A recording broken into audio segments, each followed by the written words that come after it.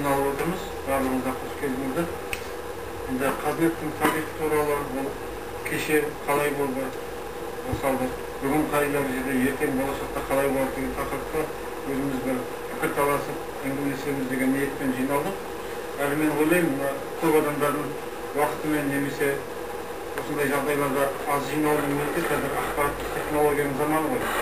Мысалы, осы жерде айтылған бір ауыз сөздің өзі ертең интернет арқылы, телевидение арқылы тарап, сол арқылы көпшілікке ол жиналады. Сондықтан ол адамның болашақтағы дөңгелек үстелдің немесе интернет конференцияларында форматының өзі осындайға ауысатын түрі бар.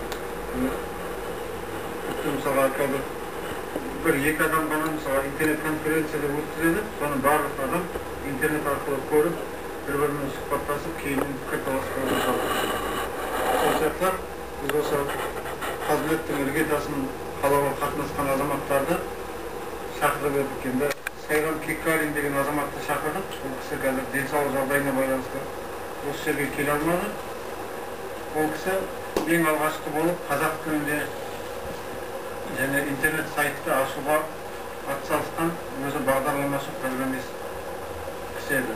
Және Талғат Нұрлыбаев деген адамды шақырдық. Ол кісі Самал интернет тренинг орталығының басшысы болып 98-2000 жылдары жұмыс атқарған.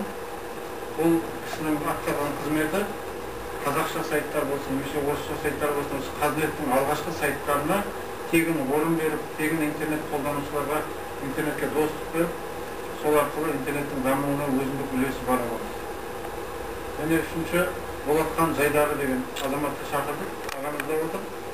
Ол жігіт алғашқы Аколя Оргтен осы қазақша бәйге жүйесін ұйымдастырып, осы қазақша сайттардың бір-бірінен пікір таластырып, бір-бірінен үйренетін ортақ платформасын жасақтаған азамат.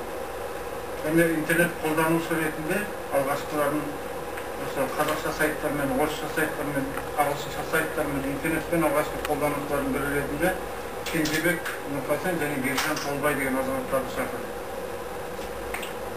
Сонымен қатар осы дөңгелек үстелімізге Қазақтелеком, Билайн, Кселл және Паспорт ұялы байланыс компаниясының өкілдерін де шақырдық. Ол қазнеттің болашағы туралы, қазіргі жағдайда қандай нәрсе жасалды және болашақта ол қандай дәрежеде интернет дамиды деген тақырыпта қысқаша өздерінің баяндамаларын оқиды.